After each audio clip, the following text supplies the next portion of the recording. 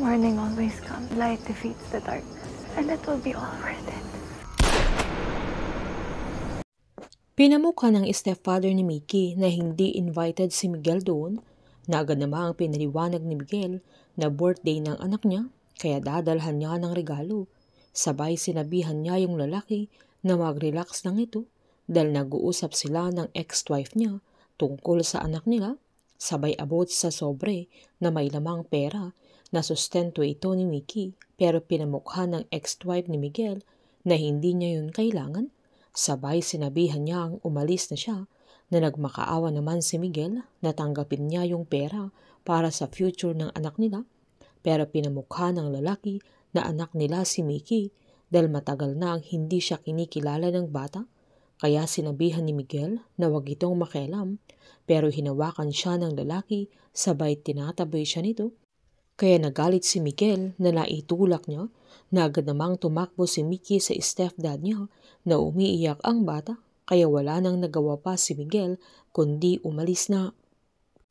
Habang nagbibihis naman si Max ay pinuntahan na naman siya ni Lorna.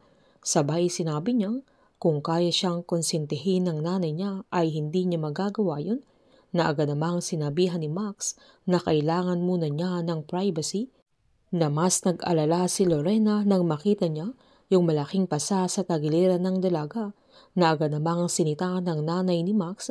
Sabay hinila niya papalabas si Lorna at nagbubulungan sila sa may pintuan, kung saan giniit ng nanay ni Max na mula nang dumating si Max sa buhay nila ay nagkaroon ng direksyon ang kanilang buhay.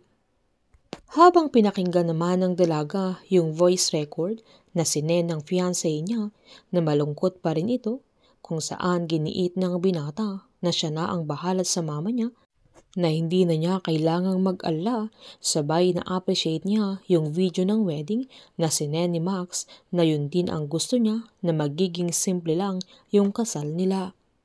Nang umuwi na si Miguel ay dumaan siya ng alak dahil sa sobrang nasaktan nito, na hindi na siya nakikilala ng anak niya at mas concern pa yung bata sa stepdad niya kesa sa kanya na mismong tatay niya.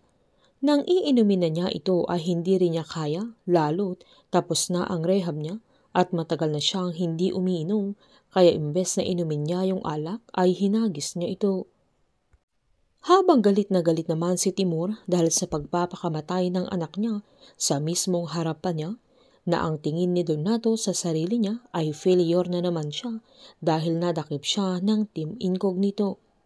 Binigyan ni General Novilla si Timur ng 1 oras sana para pumunta sa lugar kung saan sila magpapalitan, na kailangan niyang ibigay si Takaku kapalit ni Donato, pero hindi na sila umabot sa usapan nila dahil nagpakamatay na ang binata. Galit na galit si Timur na sinabihan niya si Lorenzo na proud siya sa anak niya dahil hindi siya nagpatalo kila General Novilla. Agad niyang inutusan yung tauhan niya para ilabas si Takaku sa kulungan niya. Nang pinuntahan niya ang dalaga ay tinutukan niya ng baril, pero hindi natakot si Takaku na mas nilapit pa niya yung sarili niya. Sabay sinabihan niya si Timur na nagdadalamhati man siya dahil papatay na siya, pero kailanman ay hindi pa rin matatalo ng liwanag ang kadiliman. Hindi na nagdalawang isip pa si Timur sa sandaling yan, na agad niyang binaril ang dalaga na dahilan ng kanyang pagkamatay. Painit ng painit ang mga tagpo, sabay-sabay po nating subaybayan ang advance episode ng Incognito dito lamang po sa aking channel. Patuloy lamang po manood at mag-subscribe para ma-update po kayo sa mga susunod na episode. Marami pong salamat.